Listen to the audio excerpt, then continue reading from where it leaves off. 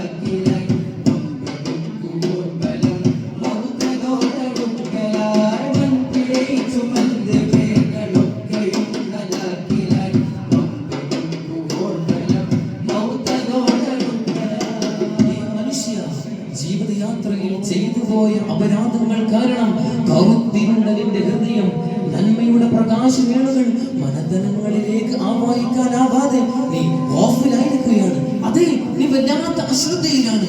അതുകൊണ്ട് ചിന്തിക്കൂ, നിന്റെ റബ്ബിലേക്ക് താണ് കേണ് തൗബ ചെയ്ത് മടങ്ങിക്കോ എന്ന് വെച്ച് നമുക്ക് സാരോപദേശം നൽകുകയാണ്. ഫലം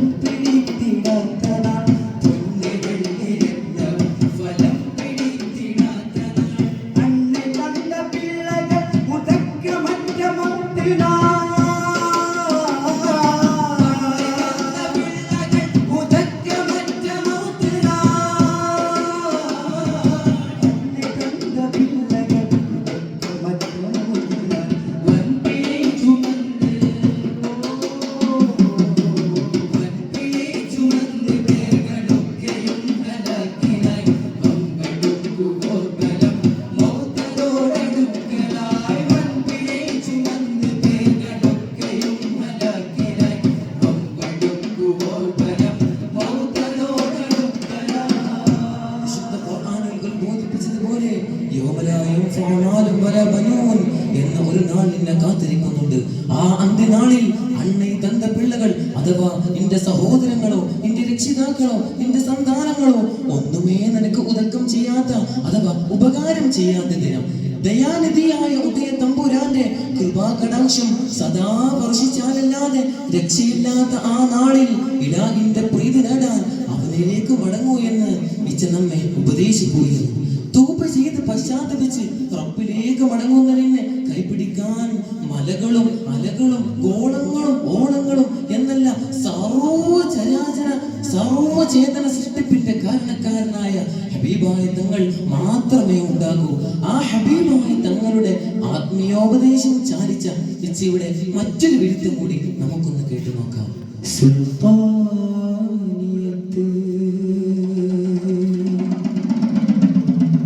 പല രാജാംഗമുള്ള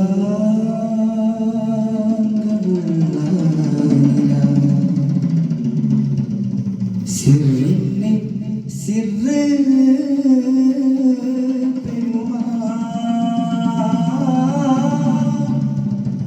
സുബ്ഹാനവന്റെ മറനീക്കി പഠിച്ച തടി സർദാരിമാം റഹ്മാൻ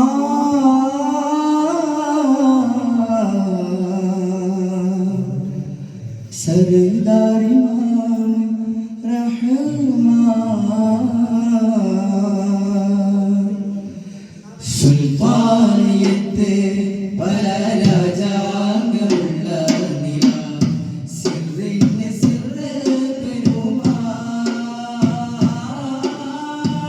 സുബ്ഹാനവന്റെ മറനീക്കി പഠിച്ച തടി സർദാരിമാം റഹ്മാൻ സർദാരിമാം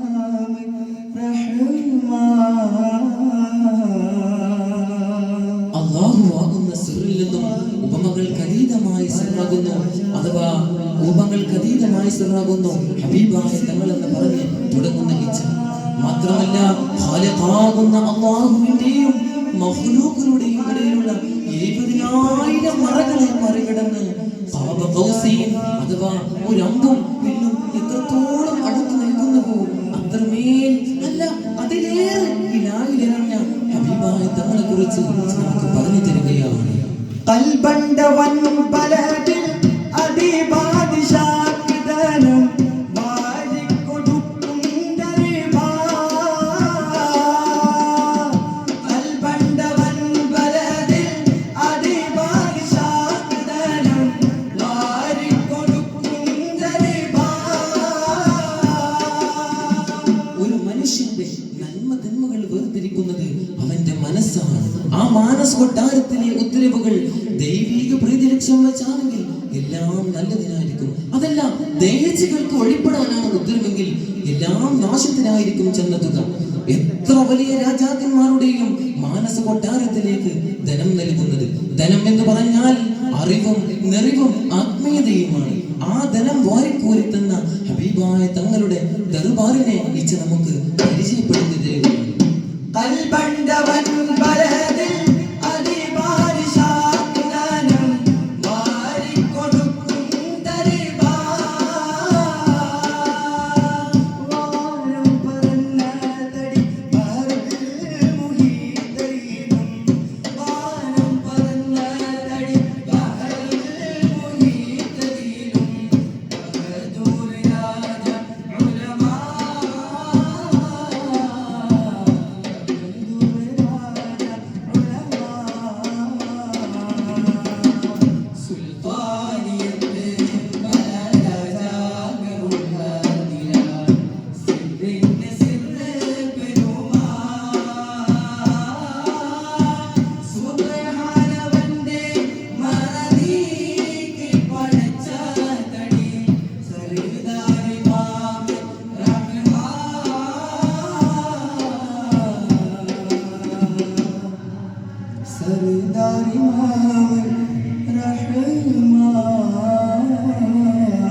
വാനങ്ങളിലേയും കടന്ന് മുഖറബുൽ അംലാക്ക് ജിബ്രീൽ അലൈഹിസ്സലാത്തു വസ്സലാമിന് പോലും പ്രവേശനമില്ലാത്ത അല്ലാഹുവിന്റെ തിരുസന്നിധിയിൽ ചെന്ന സൃഷ്ടികളിൽ നിന്ന് സൃഷ്ടാവിനെ കാണാൻ സൗഭാഗ്യം ലഭിച്ച ഹബീബായ തങ്ങൾ ബഹദൂർ രാജ ഉലമ പണ്ഡിത കേസരികൾക്കെല്ലാം രാജാവാണ്, ചക്രവർത്തിയാണ്. ആ ഹബീബായ തങ്ങളോടൊപ്പം സ്വർഗത്തിൽ സമ്മേളിക്കാൻ സൗഭാഗ്യം ലഭിക്കുന്ന മഹാഭാഗ്യവാന്മാരിൽ അല്ലാഹു നമ്മെ ഉൾപ്പെടുത്തി അനുഗ്രഹിക്കട്ടെ എന്ന പ്രാർത്ഥനയോടെ ഞങ്ങളുടെ അവസാനിപ്പിക്കുന്നു. അൽഹംദുലില്ലാഹി റബ്ബിൽ ആലമീൻ. അസ്സലാമു അലൈക്കും വറഹ്മത്തുള്ളാഹി തആല വബറകാതുഹു.